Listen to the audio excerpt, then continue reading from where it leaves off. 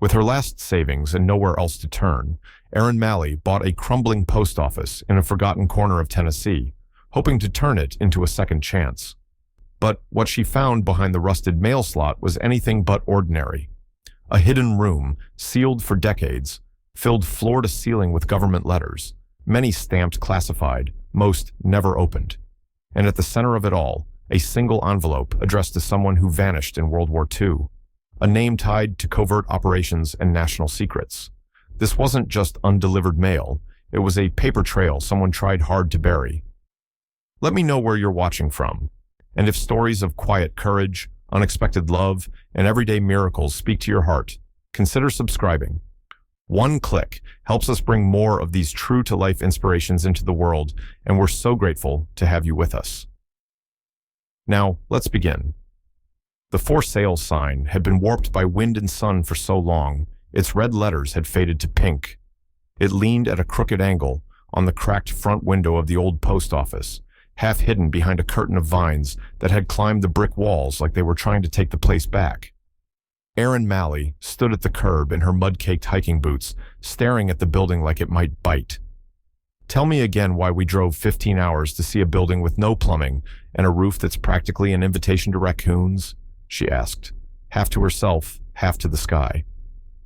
Behind her, the engine of the battered Ford Escape ticked as it cooled. Leo sat cross-legged in the back seat, sketching something in his notebook, probably another fantasy map or a schematic of an imaginary machine. He hadn't said much since they crossed the Idaho border, just nodded and mumbled. "Leo," Erin called softly, "you okay?" He glanced up, gave a thumbs up without looking at her, and went back to drawing. She exhaled and walked toward the front door, jiggling a ring of borrowed keys she'd picked up from the county clerk that morning. Garnet Bluff wasn't the kind of town that needed much in the way of bureaucracy. She'd signed one paper, paid $600 in back taxes, and the clerk had shrugged like she was handing over an old casserole dish. "It's yours now," the woman had said. "Good luck, honey." The keys slid in easily. The door groaned open with the kind of resistance that suggested it hadn't moved in years. Dust bloomed in the air like a fog as sunlight sliced through the gloom, revealing shelves tilted like they'd survived a minor earthquake, faded posters warning about mail fraud, and a long, scarred counter where generations must have stood asking for stamps and money orders. A metal pigeonhole wall still held a few envelopes, yellowed and curled at the edges. One had a stamp from 1974. Erin stepped inside, boots crunching on a broken light bulb. The air smelled like old paper, mildew, and secrets. "Well," she whispered, "home sweet office." They spent the rest of the afternoon sweeping, unpacking, and cautiously exploring. The back room had been used as living quarters once. A rusted cot leaned against the wall, and there was a wood-burning stove half buried in spiderwebs. Erin found a dusty trunk full of unopened junk mail, a pair of aviator sunglasses, and a notebook labeled Shift Log, 1979. The plumbing didn't work, just like the listing said, and the electricity was patchy at best, but it was hers. For now. At dusk, Leo wandered into the main room, flashlight in hand. "Mom," he said slowly, shining the beam along the back wall behind a collapsed file cabinet. "There's something weird over here." Erin set down the box she was unpacking and joined him. The cabinet was heavier than it looked, but they pushed it aside together, revealing a tarnished brass mail slot set into the wall about shoulder height. It had no markings, no label, and no latch, just a thin, square opening framed in black metal. "That's odd," Erin murmured, leaning in. She ran her fingers along the edge. The brass was warm. Leo pulled out a pen and dropped it through the slot. They waited. No sound. "Where'd it go?" he whispered. Erin pressed her ear to the wall. There was a faint echo, like paper brushing against paper. A soft, metallic clink. Then silence. They looked at each other. "Try the flashlight," Erin said. Leo hesitated, then unscrewed the end and dropped a single battery into the slot. Again, nothing. But when Erin pressed lightly against the wall just beside the slot, something clicked. The panel shifted. "Okay," she said, heart thudding. "That's definitely not regulation." Behind the wall was a narrow crawl space, only a few feet deep, but sealed with what looked like a heavy iron door. It was covered in dust and cobwebs with a single small keyhole near the center. "Why would there be a door back here?" Leo asked. "Maybe for storage?" "Storage for what? Mail no one's allowed to open?" Erin smiled faintly. "Well, it's an old government building. That leaves room for a lot of weird." They backed away, and Erin jotted a note in her phone. "Check with town records for post office blueprints."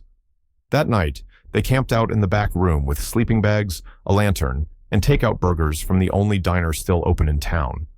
The place creaked constantly. Pipes groaned for no reason. But worst of all was the tapping. It started around midnight. Erin had just started to doze off when she heard it. Soft but deliberate. A knock, then another, then silence. She sat up, listening. More knocking. 3 slow taps, then 2 quick. She reached for her flashlight and padded softly to the front room. Nothing. The brass mail slot sat quietly in the shadows, as innocent as ever. She stood there for a long time, waiting, then turned and walked back. But just before she left the room, she heard it again, this time from behind the iron door. Tap, tap, tap. By morning, the tapping was gone. Erin didn't mention it to Leo. Not yet. She had the sinking feeling that whatever was behind that wall had been waiting a very long time. And now that they were here, it knew. The brass key wasn't in any drawer or cabinet. Erin found it wedged deep inside a rusted mailbox mounted on the wall near the back entrance, a relic left behind when Garnet Bluff still had a functioning postal route. It rattled loose when she opened the tiny door marked in fading red paint. Dead letters. Tied to a piece of yellowed twine and coated in dust, the key had a tiny tag attached. No number, no name, just one word, etched in fading ink. Confidential. That night, after Leo was asleep, Erin stood in the crawl space, flashlight clenched between her teeth as she slid the key into the iron lock behind the mail slot. Click. She held her breath. The door groaned like a ship hull coming apart. Cold air swept out from the gap, thick with mildew and something else, something metallic, like old coins in sealed time. Erin pushed it open and aimed her light inside. What she saw made her step back.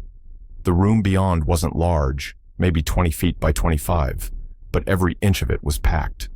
Rows of floor-to-ceiling pigeonholes lined the walls, filled with envelopes of all sizes, some neatly filed, others jammed together in chaotic clusters. Stacks of boxes labeled with government agencies she hadn't seen in years: USPS, FBI, DOD, VA, yellowed manila folders with wax seals, tattered mail sacks, carbon paper, Rolodexes. A thick layer of dust blanketed everything, muting the colors. But the silence? It was deafening. This wasn't just storage, it was a graveyard.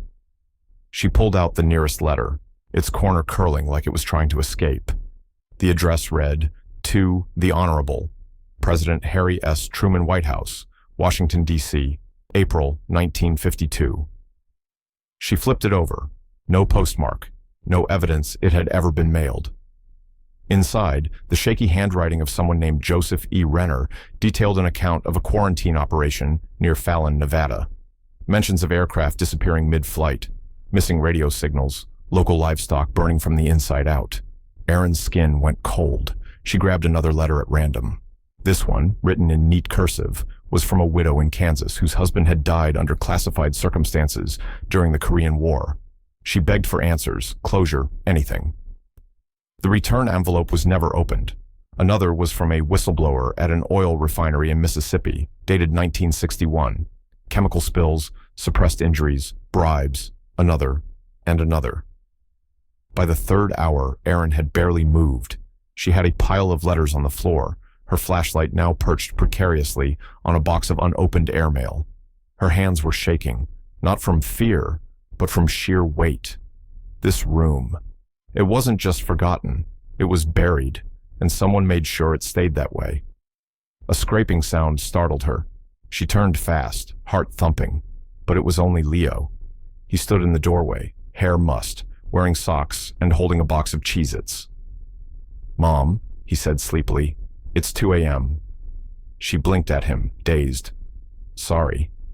He stepped inside, chewing slowly as he looked around. Whoa, he muttered. Is this all mail? Undelivered mail, Erin said. Letters no one ever got. Some of them addressed to presidents, some to dead soldiers. A few with no return address at all. Leo picked one up. Why would they keep them here? I don't know, she said, but I don't think this room was ever on any blueprint. He pulled a dusty crate labeled 1955, hold for review, toward the middle of the room and opened it. On top, a bundle of official-looking envelopes with black bands across the top. Do not forward, internal use only. Leo handed her one. Inside was a letter marked Confidential, Nuclear Fallout Readings, Operation Smokescreen. Attached was a declassified weather chart, scribbled with notes. Erin stared at it. I think we're looking at records someone didn't want the public to see, she said. Leo squinted. Like conspiracy stuff? No. She folded the chart. Like history, real history, stuff people built careers on pretending never happened. The next morning, they returned to the room with gloves, masks, and a plan. Leo created a spreadsheet on his laptop. If we document the sender, date, recipient, and any keywords, we can make a searchable list, he said. Erin smiled. You're way ahead of me. By noon, they'd cataloged 36 letters. By nightfall, over 100. Some were heartbreaking, like the mother begging for word of her son lost at sea. Others were cryptic, military personnel describing strange lights, phantom squadrons, unexplained directives, and a few were chilling. One letter was from someone identifying only as SR, addressed to Dept of Homeland Security Future, dated July 4th, 1965. It read, if you're reading this, it means the post office failed. Again. Garnet Bluff wasn't the first to disappear. It was just the first to leave a trail. Don't let them close the door again. Leo's eyes widened. What does that mean? I have no idea, Erin whispered, but I think someone tried to warn us. That night, just after sundown, Tom Burkett showed up. He didn't knock, just walked up the front steps like he still owned the place and tapped on the open door frame. You opened the back room, he said, not a question. Erin stared at him, suddenly alert. What do you know about it? He walked inside slowly, removing his cap. I started working here in '79, he said. Only part-time at first, but I heard stories from the old-timers, stories about a locked room no one talked about. They called it the return slot. Said letters that shouldn't be processed got swallowed by it. Swallowed? Leo said. Yeah. Tom's face was tight. Never showed up in the main system. Never hit the manifest. It was like this place had a digestive tract, and those letters were the ones it didn't want anyone to see. He walked to the back, and when Erin showed him the iron door, he froze. I knew it, he whispered. I always knew it was real. She waited for him to say more, but instead, he turned around, looked her dead in the eye, and said, You need to be careful. Some mail was never meant to be delivered, for a reason. Then he left. That night, after Leo had gone to bed and Erin sat alone at the kitchen table, one letter in particular sat before her. She hadn't opened it yet. It was postmarked 1947. The return address was written in heavy block letters. James C. Malley, U.S. Navy, Operation Ashwood. Her breath caught. Malley, her grandfather's name. She reached for the letter with trembling fingers, and stopped, because something had just slid through the brass mail slot. A fresh envelope.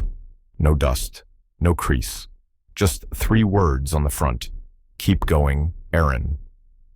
By the next morning, Erin felt like she hadn't slept in a week. The coffee was bitter, the toast was cold, and the old post office smelled like something between burnt glue and forgotten secrets. She stood in the main sorting room, staring at the mountain of yellowing envelopes that had taken over the floor like a paper tide.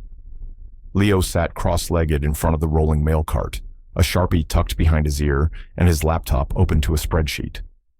Should we go alphabetical or by date? He asked, tapping away. Because either way, this is going to take, years. Erin sighed. Start with anything postmarked before 1960. See what kind of themes pop up. I'll take anything marked confidential or blacked out.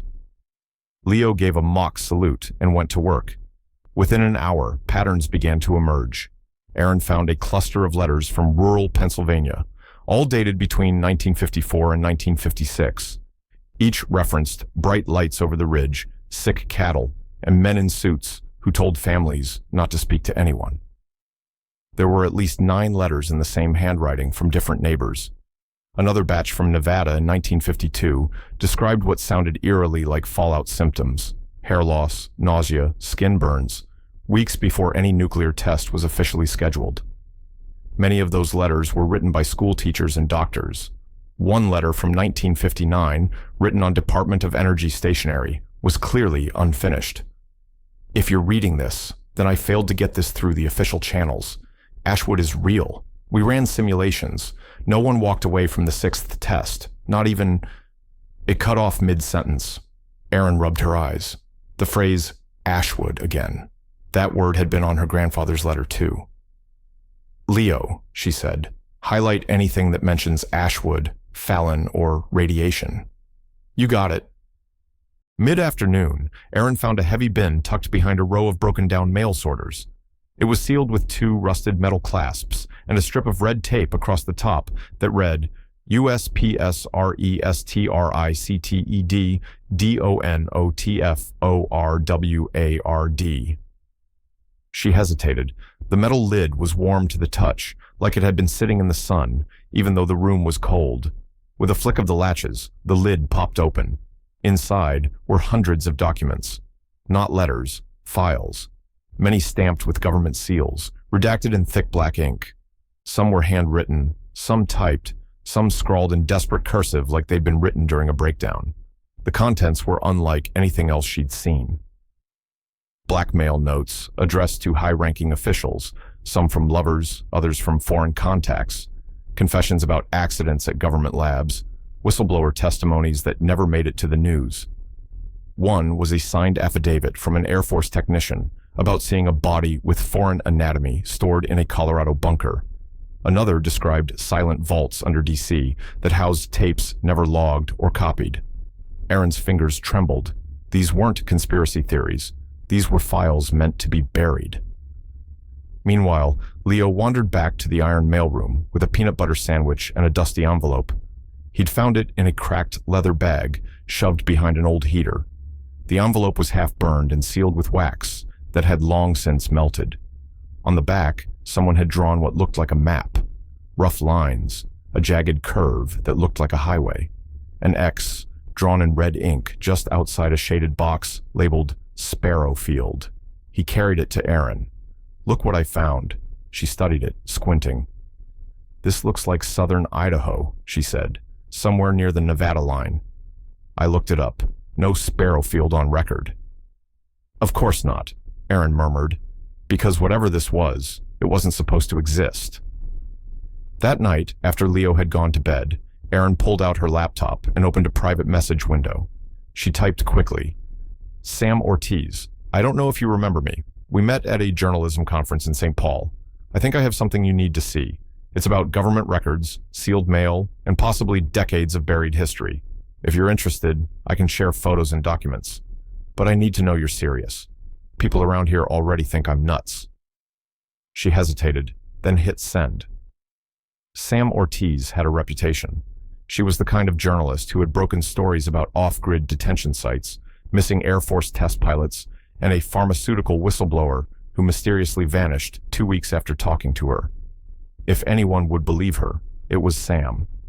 Still, Erin sat in silence for a while, staring at her screen, wondering if she'd just painted a target on her back. At sunrise, she went outside to get the morning paper. She never made it to the curb. The metal mailbox out front, sturdy, old, bolted to the concrete, was charred black. Ash and melted metal dripped down one side like wax. The flag had been ripped clean off. Next to the burned box, scratched crudely into the wooden post, was one word: liars. Her stomach twisted. She called out for Leo, who came running, barefoot and wide-eyed. She pulled him back inside and locked the door. In the mailroom, she checked the slot again. This time, there was no new letter waiting. Just the silence of a room that had too many secrets and not enough light. That evening, Sam Ortiz replied. I'm listening. Send what you have. But be careful. Things like this don't stay quiet for long. Erin stared at the screen, then glanced at the scorched mailbox outside. Too late, she thought. They already know we're not being quiet. It began with a whisper. Erin was sitting at the edge of the attic, flipping through a stack of dog-eared letters from the 1950s when a soft static hum began to seep from behind the old mailroom wall. It was faint, but unmistakable. At first, she thought it was wind, maybe the old ducks groaning in the heat. But then came the sound of something more deliberate. A click, a low hiss.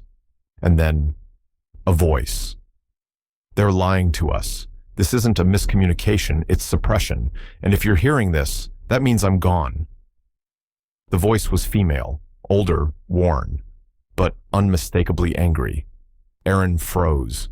She fumbled for the flashlight, stepped over the creaky floorboards, and peered into the shadows. She'd never seen any speakers, radios, or recording devices in this place, and yet the voice kept coming, like it had been looping in secret all along. Then it stopped. Leo, she called down the hall. He shuffled in, rubbing sleep from his eyes. Did you hear that? She asked, breathless. Hear what? There was a voice, a recording, coming from behind the filing cabinet wall. Leo blinked. Like a ghost? More like someone who left something behind for a reason. She reached behind the cabinet where the iron mail slot had been discovered and knocked. Solid, no movement. But then, with her ear pressed close, she heard it again. A softer hiss this time, mechanical. She pressed her palm flat to the wall, and it clicked. Behind the wall was a shallow alcove, no bigger than a pantry. Inside, a reel-to-reel recorder, covered in decades of dust, 2 backup tapes labeled in faded ink, Testimony 1A and 1B extracted. Taped to the side of the recorder was a torn note. To whomever finds this, some truths can't be delivered. But they can't be erased either. Erin turned the knob. The recorder groaned to life, the tape catching. The voice crackled again. My name is Elise R. Holloway, formerly Lieutenant Colonel, assigned to Operation Ashwood, 1953 to 1955. I've spent 30 years pretending none of it happened, that the images burned into my memory were just tricks of exhaustion or fear. But I know what I saw. I know what they buried. Erin looked at Leo. His expression was blank, pale. You're recording this, right? She whispered. He nodded, phone in hand. The recording continued. We thought it was an evacuation drill, but it wasn't. They told us the site near Fallon was being decommissioned. But what they really did was test something. On civilians, on animals, on us. They knew about the radiation. They saw the results. And when one of our own tried to contact a senator, he vanished. No records, no calls, no name on the wall. Erin's stomach turned. These weren't just letters anymore. This was evidence. Later that day, Sam Ortiz called, not messaged, called. I want to fly out, she said bluntly. This isn't just another leak, Erin. This is Cold War-era war crime territory. If even a quarter of what you found holds up, this could rewrite entire chapters of military history. Erin hesitated. You think they'll let you publish it? If I don't disappear first. There was a pause. I'm joking, Sam added flatly. Kind of. That evening, Erin and Leo sat at the old post office counter with a dozen opened letters spread between them. Some were torn, others sealed in plastic to preserve them. Many came from soldiers. One talked about being stationed in Germany and receiving orders to stand down during a security breach that came from inside the facility. Another letter, unsigned, spoke about a field experiment involving chemical dispersal. We sprayed it over farmland in Kansas, it read. The wind carried it further than we thought. Whole towns got sick. They called it a seasonal flu. We knew better. Then came the envelope that changed everything. It was addressed to E.R. Holloway, C.O. Garnet Bluff, P.O. Box 13, and dated 1977. Postmarked from Oak Ridge, Tennessee. Inside was a single photo, black and white, blurry but clear enough. 4 men in military fatigues stood around a shipping crate. One of them, partially obscured, wore a name tag, J.C. Malley, her grandfather, Erin stared at it for nearly 5 full minutes before speaking. "He was there," she said finally. "He wasn't just a Navy mechanic. He was part of this." Leo leaned over her shoulder. "Why would he lie?" "Maybe he didn't. Maybe he couldn't say anything. Or maybe he tried." She opened the envelope again and noticed a tiny slip of paper folded inside. Coordinates, scribbled hastily, latitude and longitude near what used to be a missile silo west of the Nevada border. Beneath the numbers, it's still buried. E. That night, Leo couldn't sleep. He stood by the window watching headlights crawl across the distant highway. One car, then two, then nothing. Downstairs, Erin replayed the recording again and again, writing down every word.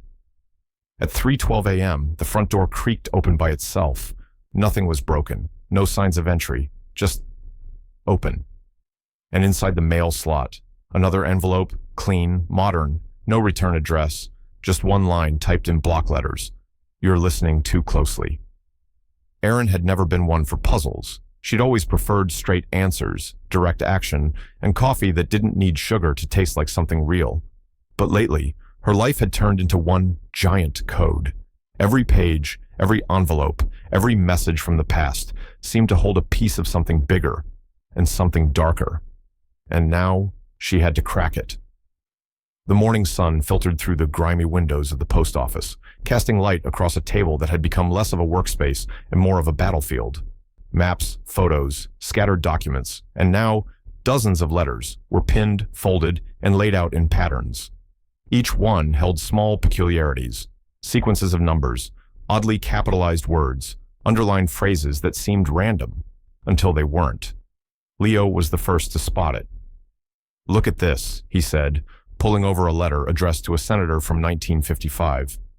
"The first letter of every paragraph spells Ashwood, and in this one," he grabbed another, "the second word in every sentence lines up to form, they buried it south." He tapped the envelope with a grin, half proud, half freaked out. "We're dealing with code." Erin stared at the two letters, then nodded. They were trying to communicate under surveillance. "These people weren't paranoid," Leo muttered. "They were hunted."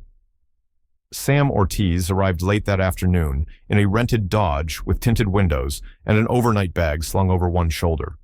She was shorter than Erin remembered, compact, sharp-eyed, all business. She stepped into the mailroom like she'd just walked into a crime scene. "No press," she said, waving off Erin's polite offer of coffee. "No photos." "Not yet. You show me what you have. If it's real, I'll tell you what to do next." They led her to the back. 5 minutes in, Sam stopped flipping through papers and whispered, "Holy hell." The do not forward bin got her attention first, then the letters with chemical compound formulas written in the margins, then the confession from a retired postal inspector who claimed he was assigned to remove and suppress any mail that violated national stability. Sam jotted notes in a shorthand notebook. "You realize what you have here?" she said. "These aren't just secrets. This is an alternate history of America, told by the people who were silenced." Erin nodded. "And it's not over." She showed Sam the most recent letter, the typed one, the warning. "You're listening too closely." Sam's expression shifted from curious to grim. "They're watching." As dusk fell over Garnet Bluff, the trio sat in a circle in the attic, the air heavy with dust and tension. Erin unfolded a letter she'd been studying, one marked with an unusual series of symbols along the border. Tiny triangles, dots, and slashes. It looked like someone had tried to create a code out of punctuation. "I've seen this before," Sam said suddenly. She pulled out her phone and opened a scanned PDF. During the 70s, some whistleblowers used modified Morse to communicate between labs and civilian reporters. It's called silent tap. Each mark corresponds to a letter based on rhythm and spacing. They worked through the night, decoding, letter after letter, word after word. One of them read, "Vault under Ridge Point. Coordinates buried in DC archives. File number 421B. Report, Phantom Unit." Another, "They wore American uniforms but carried foreign gear. Our cameras were confiscated. The patients, they weren't human anymore." And then the one that nearly broke Erin. "To Commander Malley. From Holloway. I saw the footage. I know why you left. I know what they made you do. I forgive you. It wasn't signed, but it was dated just 1 month before her grandfather's death. She stared at the page until the words blurred. At midnight, the lights flickered, not just inside the post office, across the entire street. Power surged. The breaker box in the basement thumped. Leo jumped. "Please tell me that was just old wiring," he said. Erin didn't answer. She looked out the window and saw the same black SUV from before, parked half a block down. No headlights. Engine silent. Sam stood slowly and picked up her bag. "They know I'm here." "You think they've been following you?" Sam nodded. "Always." The next morning, Erin found her laptop wiped. Every folder related to the post office, gone. Files, scanned letters, recordings. Even the backup drive Leo had used was scrambled with unreadable code. The only file left behind was a .txt document named Enough.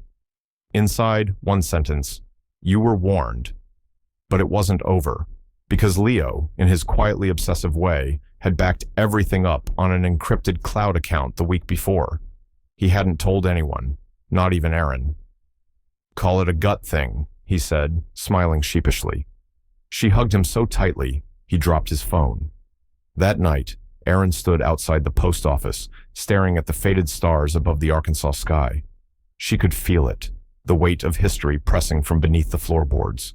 Voices that had gone unheard, lives reduced to smudged ink and forgotten stamps. And yet, it was all still here. The codes, the stories, the truth. But truth, she was learning, came at a cost. Because when she stepped back inside, someone had left a new message taped to the front counter. Not typed, not sealed, just handwritten in crude, blocky letters. "You dig, we bury." The smell hit first. Damp stone, stale air, and something older, something metallic, like rusted machinery and forgotten time. It had taken them nearly 2 hours to pry open the floor panel beneath the old parcel locker in the back room. The panel, camouflaged beneath linoleum that matched the rest of the floor, had been bolted down with hardware too new for the era the post office was built. Someone had been down there. Recently. Erin, holding a flashlight in one hand and her breath in the other, crouched by the open hatch. Leo stood just behind her, pale but determined. Sam Ortiz held a recorder out in front of her like it might ward off whatever they were about to step into. "It's not on any blueprint," Leo said. "I checked 3 different city records. There's no mention of a sub-level." "Which is exactly why I want to go first," Sam replied, already lowering herself into the darkness. "Because things they hide under public buildings. That's where the stories start." Erin hesitated, then followed. The ladder led down 15 feet into what looked like a concrete vestibule. The walls were bare, the air thick and humid. A single low-wattage bulb flickered overhead, powered by a generator that must have been patched in from elsewhere.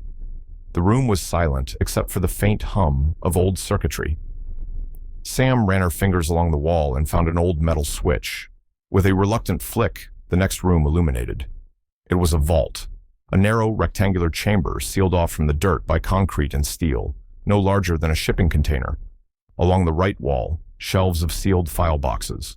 Along the left, cabinets, scorched slightly at the base. But in the middle of the room sat something stranger, an old reel projector and a stack of canisters labeled Phantom Unit Briefings, Restricted Level 7 Clearance. Erin's heart thudded. "Leo," she whispered, "record everything." They started with the files. Most of the documents were stamped classified or eyes only. Many were scorched around the edges, like someone had tried and failed to destroy them. But the words that survived told enough. One was a personnel report from 1953. Subject, Private, Jericho Malley. Assigned, Phantom Unit, Nevada Operations. Status, unfit for reinstatement.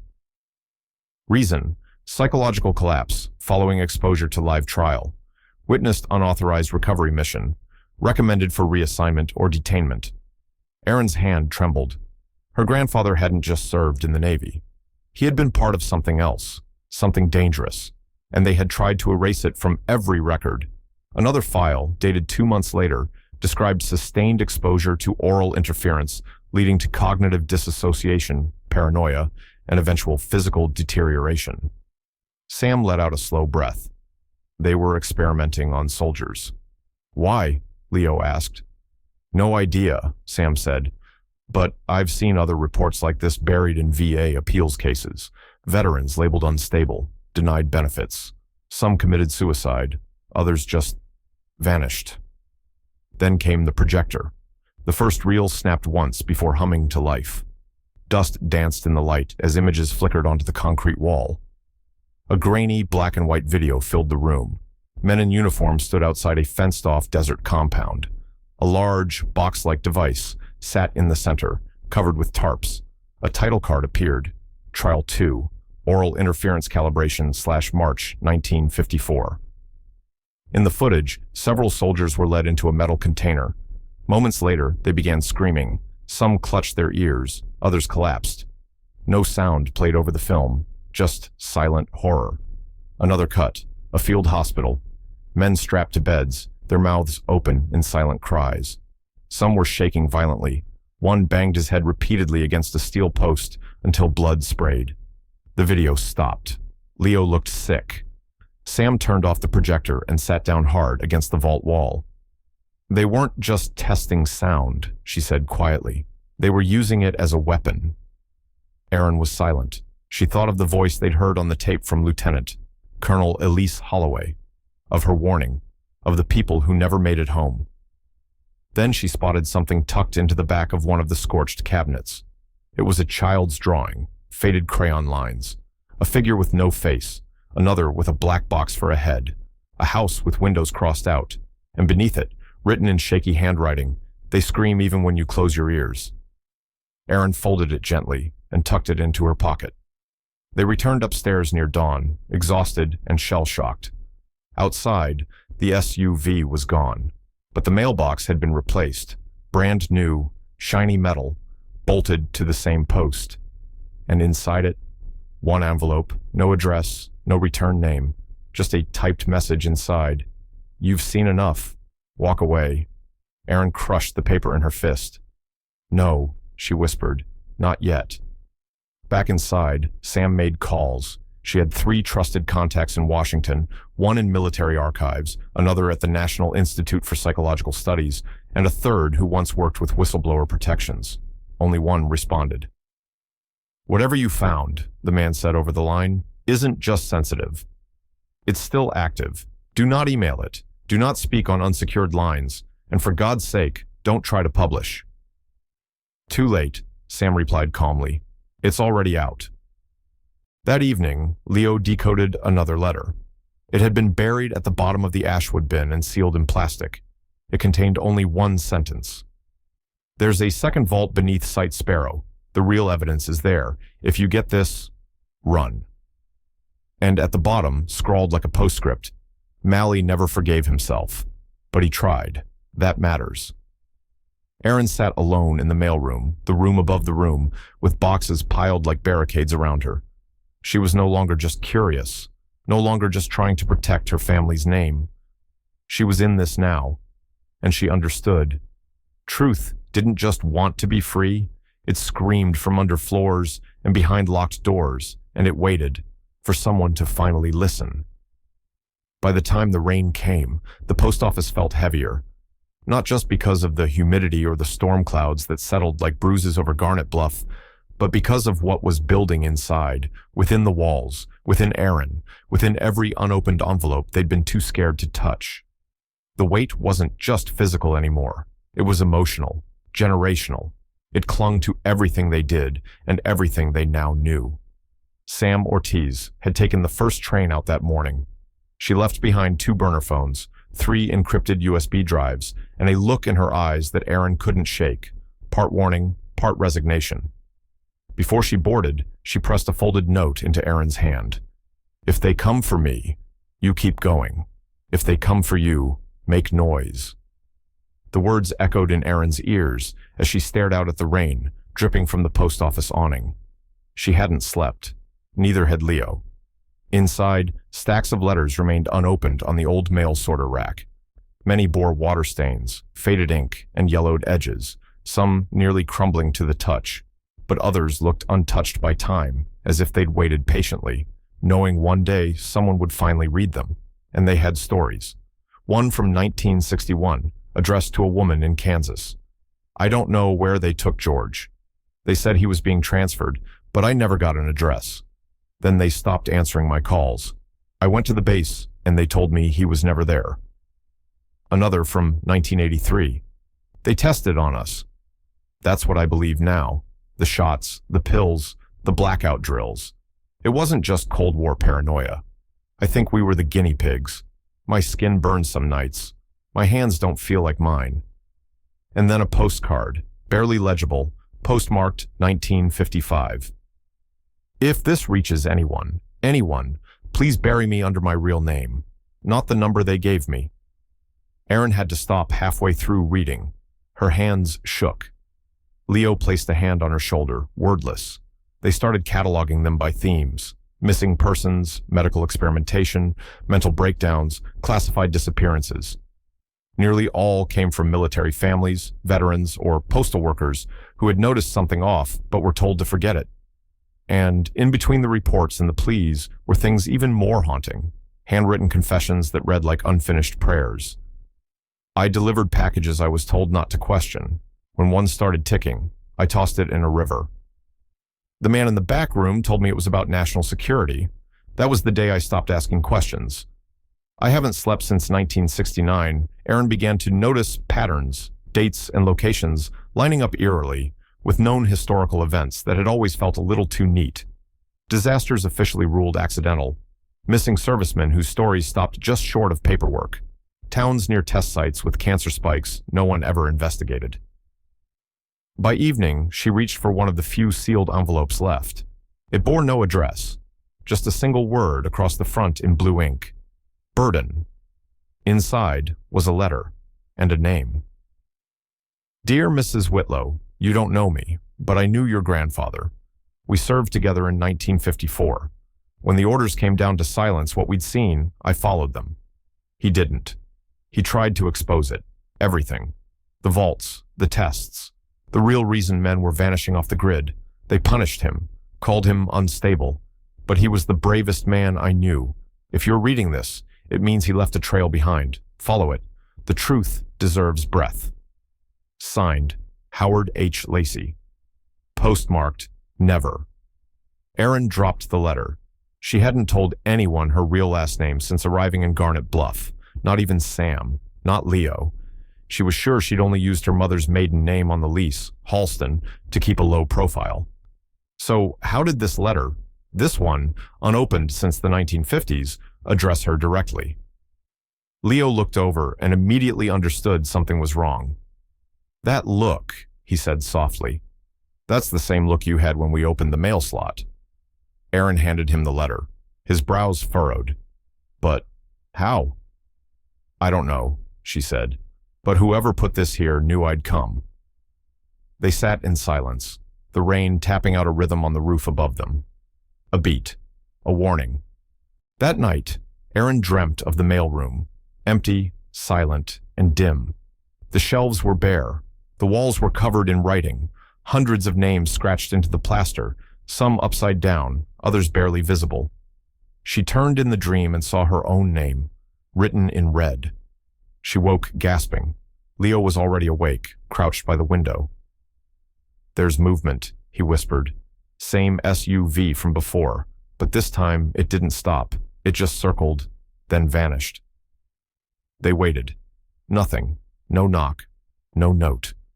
But in the morning, Erin found a small envelope wedged under the front door. Inside, a black and white photograph.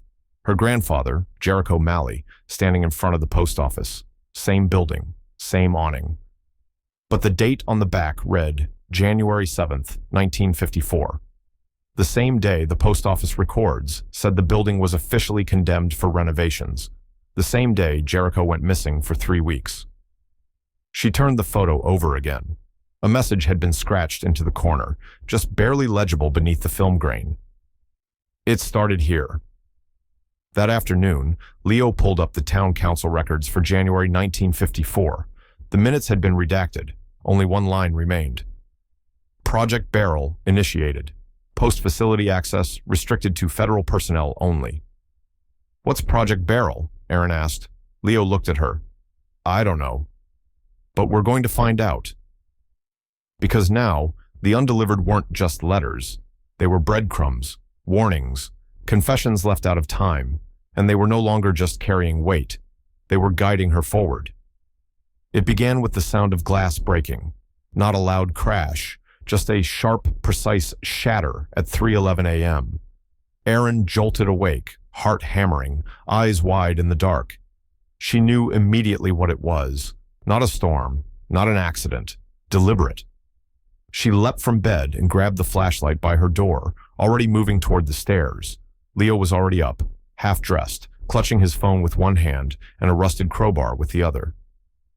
Back window, he whispered, mailroom. They reached the back hallway just as the second window exploded inward. Glass rained across the floor, glittering like ice. Outside, they caught only a glimpse, a hooded figure sprinting into the rain, disappearing down the alley between the post office and the old soda shop. No plates on the getaway car, no warning, just violence, just escalation. They didn't sleep the rest of the night. By dawn, Leo had swept up the broken glass and boarded the windows with 2x4s he found stacked in the old janitor's closet.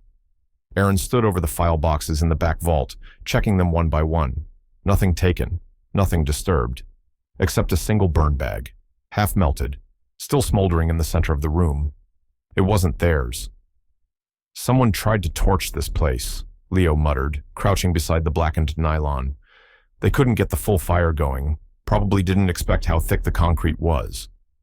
Inside the bag were remnants of burned files, some of them handwritten, others typed. But at the bottom, untouched by flame, was a file folder that must have slipped between the lining and the zipper. It was labeled Project Barrel, Initiation Protocols. And it changed everything. They spread the documents out across the table in the sorting room. Rainwater dripped from the corners of the boards still nailed over the broken windows. Erin skimmed the top page. Project Barrel Joint Operations Task Force, 1952. Objective, preemptive containment of compromised postal facilities. Secondary objective, interceptive control of unauthorized civilian correspondence concerning U.S. defense activity. She kept reading. The next page listed 14 sites, each one marked with a red stamp, contained. The last one on the list? Site 15, Garnet Bluff, AR. Status, ACTIVE, containment, unstable. I knew it, she whispered. This post office was never just a building. It was a filter, a trap. The day passed in a blur of phone calls and tightening paranoia. Sam didn't respond to messages. Her number had been disconnected. Leo's laptop glitched out for the second time in a week, entire folders blinking out before he could back them up. They switched to analog, photocopying every file they had, printing duplicates, stashing them in hollowed-out books, taping copies under drawers and inside wall vents. They stopped drinking tap water. They stopped using their cell phones indoors. That night, Erin found a microphone taped beneath the front desk. A small black dot, nearly invisible unless you were looking for it. Someone had been listening for weeks. She yanked it out with a trembling hand and hurled it across the room. Then came the package. It was left at the front door sometime after midnight. No return address, no postage, just wrapped in plain brown paper. Inside, an 8x10 photograph of Leo, standing inside the vault, unaware, taken from the ceiling corner. Clearly from a hidden camera. Below it, a note typed and taped in the center of the photo. You were warned. And beside it, taped separately, was a pair of earrings. Erin's earrings. Ones she hadn't worn in weeks. Lost after a grocery run the day they first opened the basement hatch. Someone had been in her home. She sat on the steps of the post office that morning as the rain finally stopped. The sky was a dull gray, but the air felt heavier than ever. Leo sat beside her, silent, handing her coffee in a chipped ceramic mug. I keep thinking, she said softly, what if we'd just left that mail slot alone? Leo shook his head. Then we'd still be living in the dark, with the illusion of safety. At least now we see the threat. But the closer we get, the more they push back, whoever they are. He stared straight ahead. Then we push harder. Around noon, Sheriff Margaret Lane stopped by. She'd been standoffish in the past, suspicious, distant, but today she seemed different, quiet, almost apologetic. "I heard about the break-in," she said, scanning the boarded-up windows. "And the package." "You here to shut us down?" Erin asked flatly. "No." The sheriff glanced over her shoulder as if expecting someone to be listening. "I'm here to tell you something, off the record." She leaned in close. "There's a man in Little Rock, works with a veteran advocacy group, says he's been trying to track Project Beryl for years. Every time he gets close, something happens. Files go missing. People stop talking. His name's Marcus Drexel. He said if anyone in Garnet Bluff ever dug up anything, he wants to know." "Why now?" Leo asked. "Why tell us this?" The sheriff looked at Erin. "Because when I took this badge, I thought I was protecting this town. But if what you're uncovering is true, maybe I've been protecting the wrong people." That night, the wind picked up again. Somewhere down the street, a transformer blew, plunging half the town into temporary darkness. Erin lit candles, sat at the counter, and reread the burned folder from the smuggled bag. One final line stood out near the bottom of the last page. "In the event of narrative breach, implement total historical redaction via regional incident. Operational code, Black Post." She didn't know what it meant yet, but she knew it was coming. The next morning, two men in gray suits stood outside the post office. Not FBI, not local. They didn't knock. They just stood, waiting, watching. The press release went out at 7:04 a.m. It was short, tightly worded, just enough to get the attention of the right people and the wrath of the wrong ones. Leaked documents from an Arkansas postal facility appear to show decades of military experimentation, disappearance of servicemen, and suppression of federal correspondence. These files, tied to a covert Cold War-era initiative known as Project Beryl, are being released to the public today. Attached were redacted versions of the files Erin, Leo, and Sam had painstakingly scanned over the past 2 weeks. Dozens of letters, case numbers, and even a clipped audio snippet from Lieutenant Colonel Holloway's forgotten tape. Sam, from wherever she was hiding, posted it on 2 secure forums, 3 journalist networks, and 1 international human rights channel. By 9 a.m., it was trending on Reddit. By noon, national news anchors were asking, "What is Project Beryl?" And by sundown, everything changed. They heard it first, in the low hum of idling cars outside, then the voices, curious at first, angry, then reverent.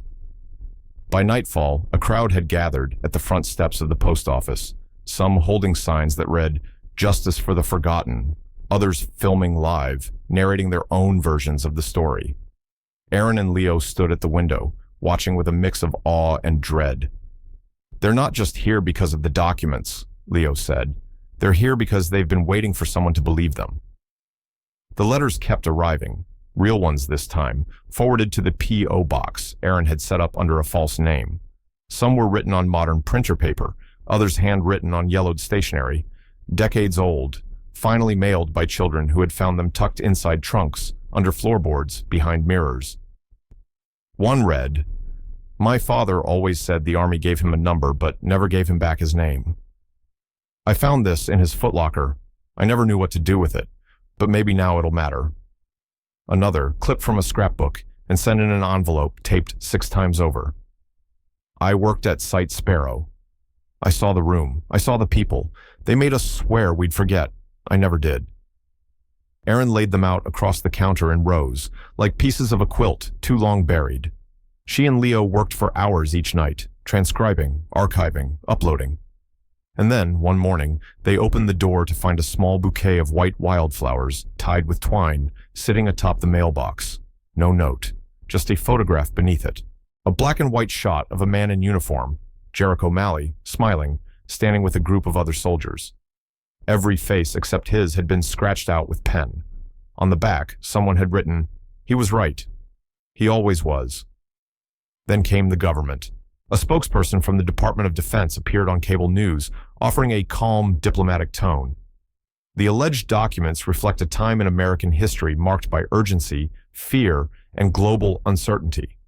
While we cannot confirm the legitimacy of all files, we acknowledge discrepancies in archival records related to Project Beryl and are launching a full investigation. It wasn't a confession, but it was the closest thing to one they were ever going to get. Support came in strange forms. A retired general sent a hand-delivered envelope, inside of which was a single medal and a note. They took my name off the wall. This is the only thing they didn't erase. I want you to have it. Local veterans began showing up at the post office. Some came alone, some in wheelchairs, some holding folders full of discharge papers and denied benefits. They spoke in low voices, not about revenge, but about recognition, about finally being seen. Erin listened to every one of them. She cried with some, she recorded others. She stored their words like treasures. But not all responses were grateful. Twice, someone tried to break into the vault again. Once, they found a warning spray-painted across the door. "You're digging a grave you can't climb out of." Another time, Leo's tires were slashed, and a man in a gray sedan followed them halfway to Little Rock before veering off. Then came the official letter, delivered by hand from a man in a black jacket with no name badge. "This facility is under review for potential federal acquisition due to compromised infrastructure and violation of postal neutrality statutes. You are advised to vacate within 14 days pending legal evaluation." It was a threat disguised as policy. Erin read it, folded it, and put it in the burn pile. In the middle of all of this, Sam called. Not from her number, not from any number at all. The line was scrambled, bouncing off towers in Germany, the UK, somewhere in the Pacific Northwest. "You did it," she said simply. "No," Erin replied. "We did it." "They'll try to bury it again," Sam warned, "but this time it's out in the open. That means they have to play defense." "Where are you?" "Nowhere safe, nowhere permanent." Then silence. Then one final message. "Don't let the story stop here." So Erin didn't. She wrote. Every night, using a mechanical typewriter she'd salvaged from the back room. She drafted a manuscript called Dead Letters, The Story Project, Beryl Couldn't Burn.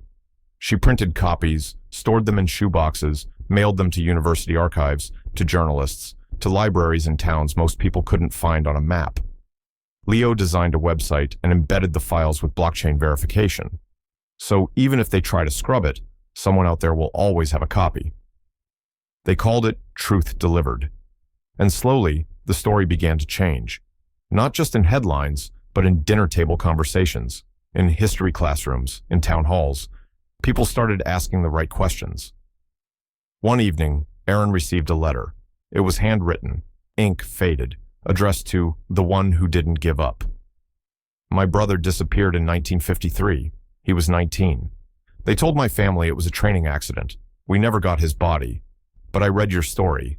I saw his name in your files. You gave us closure. After 70 years. Thank you," and below the signature, "P.S.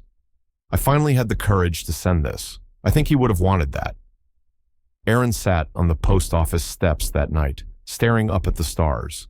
The same stars that had once watched her grandfather walk through that door. The same sky that stretched over all the forgotten voices, the buried files, the letters that had finally found a way home. They had delivered the truth. And somehow, against every warning, every threat, it had been received. The old post office didn't look like a battleground anymore. By early September, the broken windows had been replaced with stained glass, deep reds and golds designed by a local artist who'd once delivered mail along Route 12. The front door was now oak, reinforced with steel, but warm to the touch. Someone had carved into it, "Truth Delivered Here." No one asked who did it. No one needed to. Inside, where shelves had once buckled under decades of dust-covered mail, now stood quiet exhibits, framed letters, faded uniforms, yellowed photographs with placards reading, "Missing, Not Forgotten." The main vault, once sealed and hidden, had become the heart of something new. It wasn't just a room anymore, it was a reckoning. Erin never imagined she'd be giving tours. But every Thursday and Sunday, she walked people through what had once been a forgotten building on a forgotten street in a town that the world never expected to matter. She told them the story, not just of Project Beryl, but of what it meant for families across the country. She told it without fanfare, without drama, just the facts and the faces. "This is where we found the first sealed bin," she'd say, pointing to the corner of the room. "And that's where we pulled the map that led us to the hidden stairwell. Leo's foot actually went through that board trying to pry it loose." The group would chuckle, but then she'd hold up a letter, laminated now, preserved. "This was written by a man who died before his wife ever got to read it. She received it last month." Silence. Sometimes people cried. Sometimes they just stood quietly and nodded. Sometimes they came back with their own letters. A young woman named Jasmine drove in from Tulsa with her grandfather's army journal, which had been stored in an attic for decades. She'd found it 2 weeks after seeing Erin's story go viral online. "He used to whisper at night," Jasmine said, "like he was talking to someone. Now I know. He was trying to keep it alive in his mind, so he wouldn't forget." They scanned the journal, added it to the growing archive, and hung a copy of the first page, complete with trembled handwriting and a fingerprint in the corner. Beside it, Leo pinned a quote from the last paragraph. "They told us to forget, but memory has muscle." The press called it a grassroots museum. The town called it a miracle. Veterans called it justice. But Erin didn't like labels. To her, it was simpler than that. "This is sacred ground," she said to a crowd during the first Veterans Day gathering on the front steps. "Not because of what we exposed, but because of who we refused to forget." That day, they unveiled a brass plaque above the old mail slot. It read, "In memory of the undelivered, for every letter silenced, for every voice erased, we hear you now." As word spread, visitors came from farther out. A family from Minnesota, a professor from North Carolina, a documentary crew from the Netherlands who filmed for 3 days and then left behind a donation so large it funded heat and air conditioning upgrades for the next 3 winters. The National Archives reached out with interest. Erin declined. "This story doesn't belong to Washington," she told Leo. "It belongs to people who live on dirt roads and in towns no one reports on, the ones who lost the most and got the least." He just nodded and kept organizing the next round of digital scans. But amid the reverence, reminders still lingered. One night, someone spray-painted lies across the new stained glass window. They fixed it by morning. Another time, an anonymous envelope arrived with a single bullet and a note that read, "You're not done paying." Erin reported it. The sheriff logged it. But she didn't flinch. Instead, she took the bullet, set it in a glass jar, and wrote on the label, "This is the cost of silence. We choose truth." They placed it on a shelf beneath a letter from 1957, a woman begging for help finding her brother, who'd vanished after serving on a base that no longer appeared in any maps. Grace visited for the first time since everything broke. She stood in the middle of the vault for almost an hour without speaking. Then she hugged Erin tighter than she had since she was 12. "I thought you were crazy," she said. "I was." "You still are." They laughed. Then Grace reached into her bag and pulled out a stack of handwritten lyrics. "I've been writing," she said. "Some of the songs came from these letters. I didn't even mean to. They just appeared." They framed her first chorus and hung it near the back door. They told her not to dig, but she held the spade like scripture. Dug past the dead silence, found the living picture. Erin didn't cry, not until she was alone that night, standing in the vault, listening to the wind push against the door like a heartbeat. Sheriff Lane stopped by one afternoon with a man in a Navy suit. She didn't introduce him, didn't need to. He stood quietly, eyes scanning the room, lingering on every photo, every plaque, every quote etched in brass. When they reached the final display, the one featuring Jericho Malley's photo and Cora May's last annotated journal page, the man nodded once. Then he turned to Erin. "My father served in Korea," he said. "They told us he died in an accident. Last week I found his name in your index." He didn't say thank you. He didn't need to. Later that week, a letter arrived, postmarked from Maine. Inside was a photograph of a tiny post office on the edge of a forest, nearly swallowed by trees. Attached was a short note. "There's something here, too. We found your website. Can we talk?" Erin folded the letter slowly. The archive was sacred, but maybe it didn't have to be singular. She called Leo. "I think we're not alone." He laughed. "I know we're not." She stared out the window, watching a school bus rumble down the road, kids pressing their faces to the glass, pointing at the new sign above the post office. The truth lives here. And maybe, for the first time in her life, Erin believed it too. It started with a whisper. Not the kind that breaks silence, but the kind that is silence. Erin stood alone in the vault, long after the museum closed for the night, flipping gently through a stack of untouched letters. They were the last of them. Letters found tucked deep in a forgotten crawlspace behind the boiler, wrapped in twine and aged like dried leaves. No postmarks, no forwarding slips, no attempt to deliver. They'd simply been abandoned. Leo had called them the echoes. "Every letter we've handled has either been read, returned, or released," he said. "But these were never meant to be found." He wasn't entirely right. They weren't meant to be forgotten either. Erin unfolded the first envelope, its paper flaking at the corners like old bark. Inside was a single page, barely legible, ink blurred by time. "Dear Myra, they told me I'd be discharged next month, but something doesn't feel right. We're not where they say we are. Please hold on for me. If this doesn't reach you, know I tried. I tried so damn hard." Will, the letter had no address, only a unit number Erin had seen before, cross-referenced in the Project Barrel files as part of an unspecified domestic relocation. Translation: ghosted by the system. She sat back in the wooden chair, tears threatening. How many Myras never knew their wills had tried? How many mothers, wives, sons never received closure, not because the answers were lost, but because someone chose not to send them? The next day, she brought Grace in to help. Together, they read each letter out loud, taking turns, voices trembling as if the air still carried the weight of the words. One letter was a confession from a radar operator at an unlisted base who'd seen aircraft vanish off the grid. Another was a goodbye from a woman to her sister, written from a hospital that had no public records past 1960. But it wasn't just what the letters said, it was what they didn't, the pauses.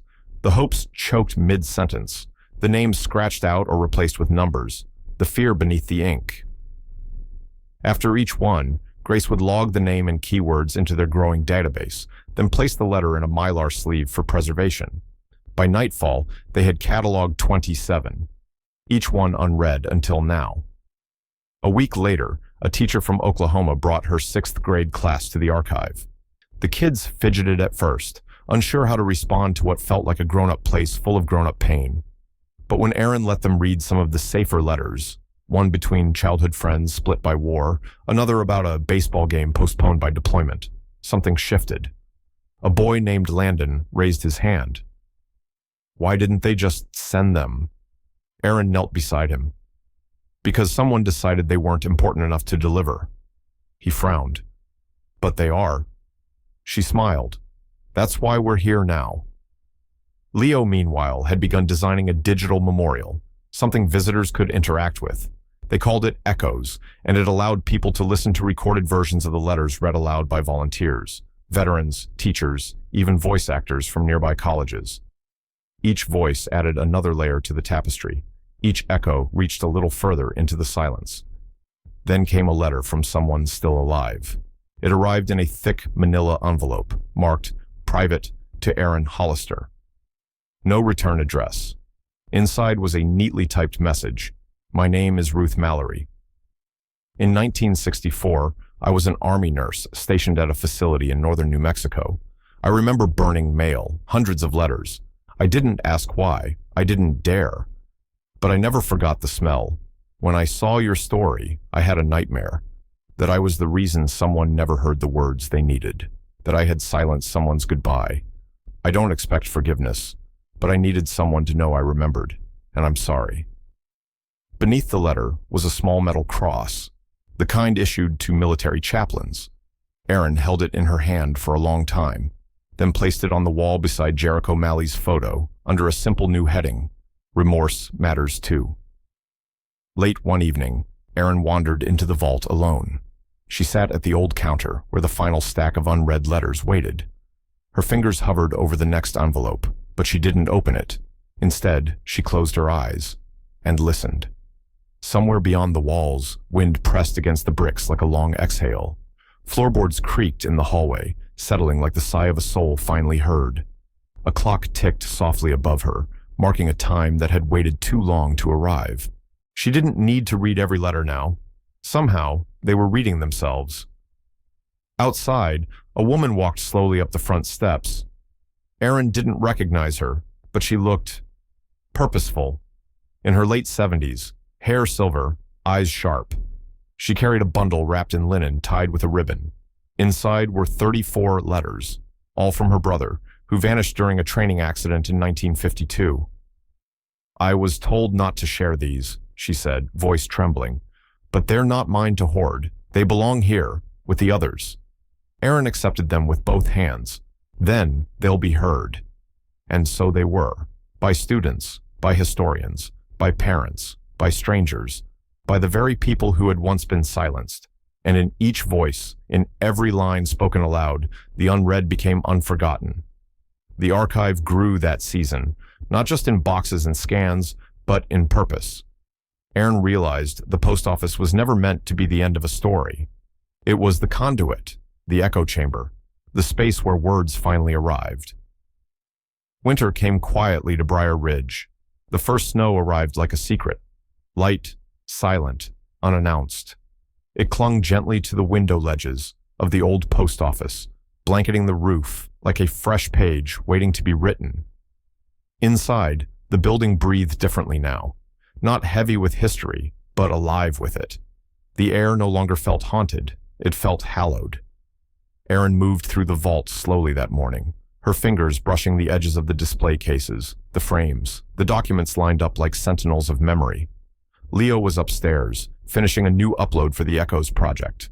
Grace had gone back to New York, but she still called every few days, always asking, "What came in the mail today?" And something always did. The front door chimed as the first visitor stepped in. She was maybe 18, backpack slung over one shoulder, her boots still dusted with fresh snow. She didn't say much, just handed Erin a worn envelope and asked if she could leave it in the mail slot. "No return address," the girl said, eyes wide but steady. "It's from my grandma. She passed last week. I found it in her Bible." Erin nodded and stepped aside. The girl approached the old brass slot, fingers trembling, and slid the envelope through with reverence. The whisper of the envelope falling into the box echoed softly through the quiet room. Then she turned and left. No name, no contact. But it didn't matter. The letter had arrived. The mail slot had become its own kind of altar. People didn't just use it to send mail anymore. They sent memory, questions, confessions, photocopies of old letters, unsent drafts from typewriters long silent. Every now and then, someone would slip in a note with only a few words. "He never came home." They never answered. Now someone knows. The staff logged every letter, time-stamped each entry, and archived them digitally. But not all were made public. Some were too raw, too sacred. Erin kept those in a locked drawer in the vault, labeled simply, "Still Waiting." One late afternoon, as the sky dimmed and the world turned gold behind the stained glass windows, a man walked in holding a lunchbox. Tin, dented, World War II era. He placed it on the counter and said, "It was my father's. He carried this through France and Belgium. When he died, I found letters inside, mostly ones he never sent. One of them's addressed to a nurse.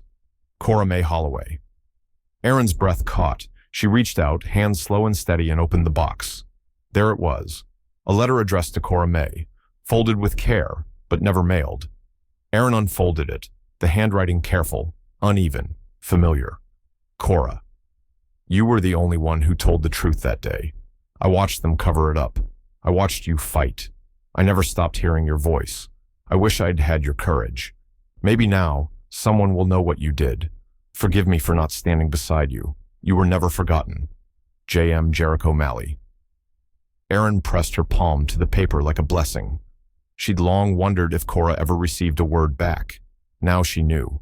Even the unread had readers. Even the unanswered had echoes. That night, Erin locked up the archive and turned off the lights one by one. But before she left, she sat at the counter and wrote a letter of her own. She addressed it to no one in particular, but it said everything. To the ones who waited, to the ones who never knew, to the ones who wrote in hope and silence, you were heard. We can't rewrite what was buried, but we can uncover it. And we did. Thank you for trusting us with your truth. We're still listening. Erin. She folded the letter, placed it in an envelope, and dropped it through the mail slot. It landed with a soft thump, joining the others. Another echo. Another truth, delivered. Outside, snow began to fall again. The town was quiet, but the building stood like a sentinel, watching, waiting, listening. Inside, the mail slot remained, unassuming, unchanged, and still, open, for whoever came next.